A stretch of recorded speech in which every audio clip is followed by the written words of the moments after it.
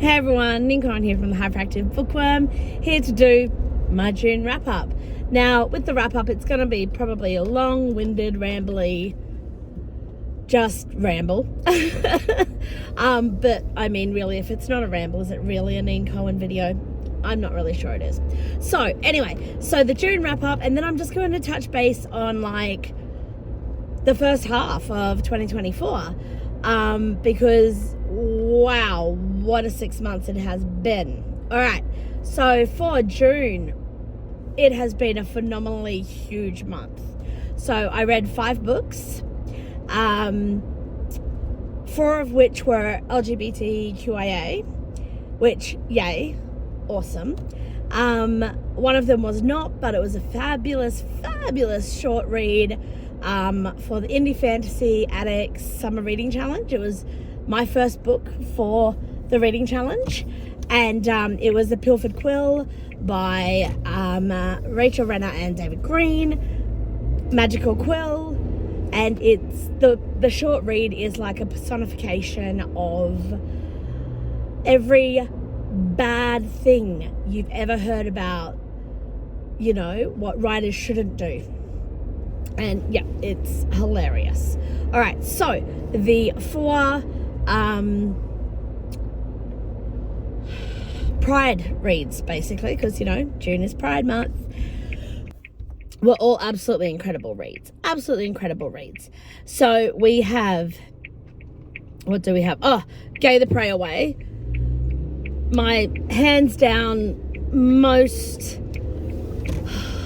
it's so weird to say my favorite read of the month. It really was, but it was just so therapeutic and beautiful, and it touched a lot on my own religious trauma that I'm still working through as a 40-plus-year-old, and it was just beautiful. It's about the power of books and the power of being allowed to see outside of your own little world that you've been brought into. Beautiful book, written and narrated by Natalie Nordis. So, oh my gosh, so beautiful. All right, so I then also listened to 2 Mira Grant books. I hadn't heard of her before, and I'm really glad I discovered her. I read Rolling in the Deep. Yes, it's the short prequel. It's book, 0.5 of the Rolling in the Deep series. And it was phenomenal. A ship, the Artigatus, goes in search of mermaids, proof of mermaids, by a big, media company. The ship ends up disappearing, shows up 6 weeks later, and it's a ghost ship. And the footage that they recover is horrific, but,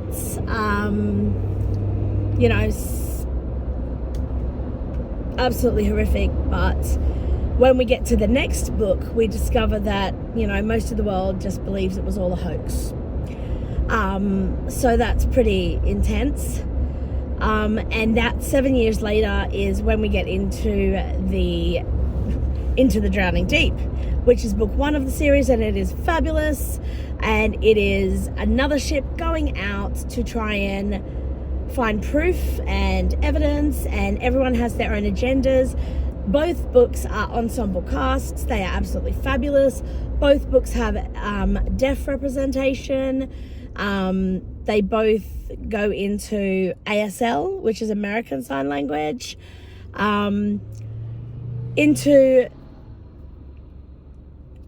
Rolling in the Deep, the prequel, has couple, and the book 1, Drowning in the Deep, sorry, I'm still not well, is Sapphic, main character. Well, 2 of the main characters of the ensemble are Sapphic, and that's absolutely fabulous. My just blow away everything. Like, they're horrific, they're fantastic, they're beautiful world building, beautiful stories. But I can't get over the fact that while I was listening to it, one of the characters that we get the point of view of, I just saw Sigourney Weaver, and I would love to see these made into a movie, and seeing Sigourney Weaver as her, because I could just visualize it, and I could hear her, and it was absolutely fantastic. All right, now the 5th book I read was The Major Secret by Amy Spencer, and it was so delicious and adorable. The roller coaster of this perfect, blissful, happy ever after existence for these 2 witches who live in a coven in a small town that, you know, is hidden in plain sight to the non-magical folk. You know, they can drive through, they can visit, and they would have no idea, which is awesome world building. I love it. And this is really, really great. We have this happily ever after kind of story, and then we have these witch hunters, and we have just characters that are just trying so hard to damage the happily ever after that has been created. We have Av, who is non-binary, and an evil mother who basically dead names them, purposely misgenders them, refuses to accept them. So there's a lot of angsty, just heartbreaking stuff there, but it's so beautifully written, and it's absolutely fantastic. So they were the reads that I had for June. Now, June, Pride Month, I did two author events, and it took me pretty much the rest of the month to recover from that. They were amazing and fantastic, and it was mind-blowing, while at the same time so exhausting. So just before June, I had Coffee Cars and Necromancy come out on the 28th of May. So I had copies of them. I sold out of that twice. I sold out of The Void twice. But then I also had mine and Adrian J. Smith's book 2, Surface Pressure, sorry. Deep Sounding Chaos was book 1. Surface Pressure came out in June. And it is book 2 of the Love, Tales and Battle Whales series. Mermaids, Another Planet, Romantasy, brilliant. So yeah, it's been pretty full on, just getting everything up and running with that.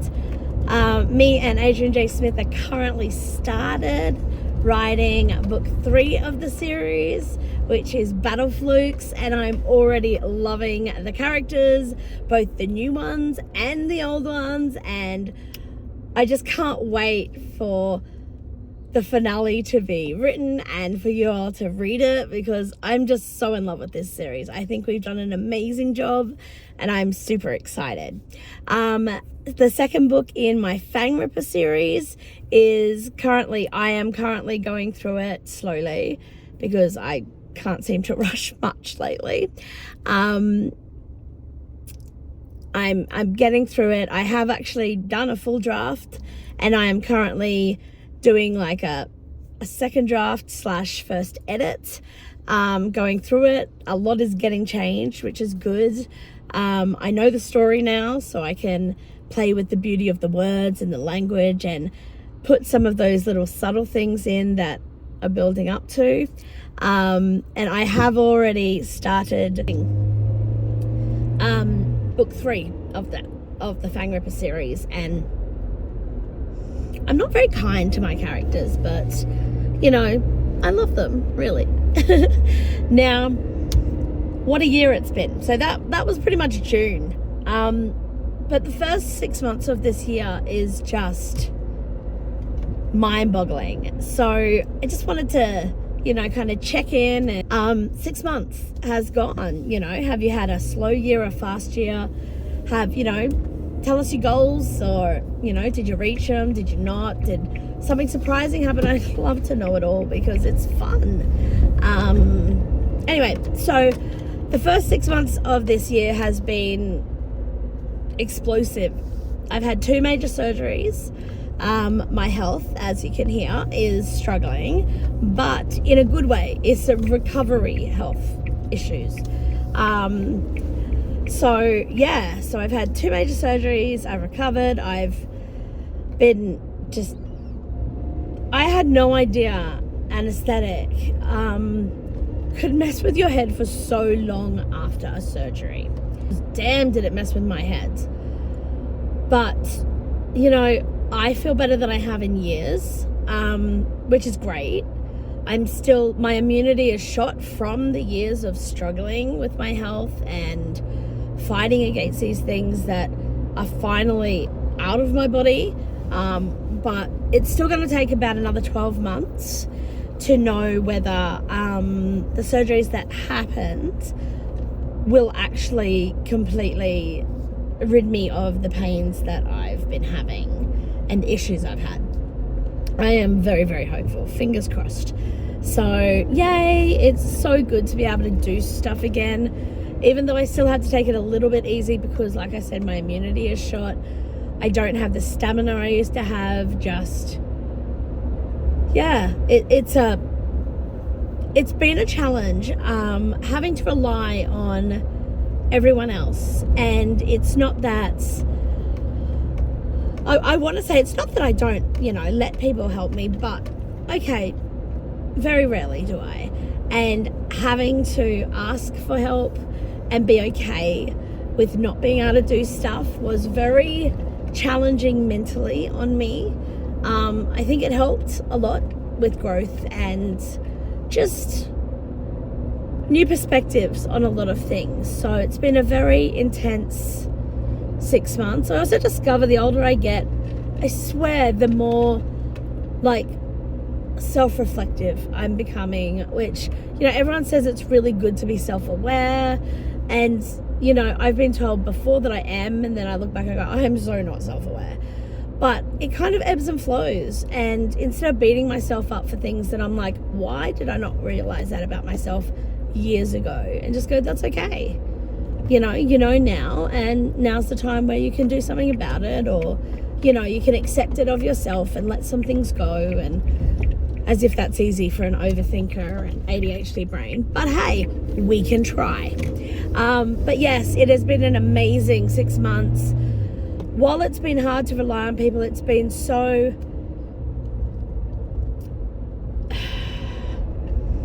grounding to realize how many people are there.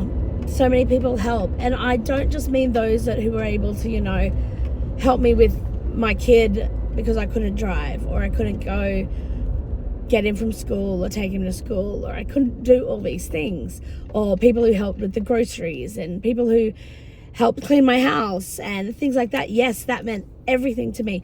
But even the little things, like people interacting with my social media things, people checking in to see how I was, just a message here or there, it meant the world to me, and it still does. It means a lot. With this self-reflection thing, I've now started Thursday Thoughts over on my Patreon. They are for the 3 top tier paid levels, but I also have free membership for the Patreon, and I put reviews and other things in there. But like I said, Thursday Thoughts are pretty much some of this overthinking,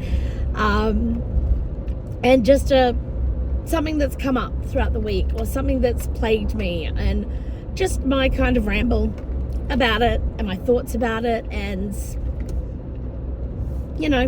just that. So yeah, everyone who supported that, everyone who has bought me a coffee, everyone who has just been there, it's been amazing, and thank you all from the bottom of my heart. Now I'm going to stop being sappy now. So the first 6 months has just exploded my mind. I am so looking forward to the second half of this year. I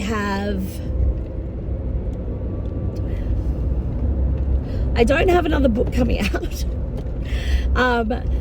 Battle Flukes, book 3 in mine and Adrian J. Smith's Mermaid series comes out 1st of January 2025. But I am working on my 2025 publishing calendar. I love being self-published. I love being able to have control over when books are coming out and what I can do with them. And while it's terrifying and pressing that button to let it go out into the world is still absolutely scary, the perfectionist in me never is 100% okay with the books that go out. You know, there's oh, I could have done that, or that could have been worded better, and I'm having to let that go. And that's a good thing, because while, you know, you want it to be as best as it can be, there is no such thing as perfect, as my 7-year-old will tell you constantly. So yeah, it's super exciting. I haven't got any specific extra goals for the second half of this year, but I think I kind of like the 6-month goals versus the 12-month goals. So that's something I can look into for 2025. So that's cool. Anyway, so that's my wrap up, the June and the 2024 first half wrap up. Be kind, be safe, be brave, just embrace yourself, and, you know, I hope life is treating you all well. All right, thanks, y'all.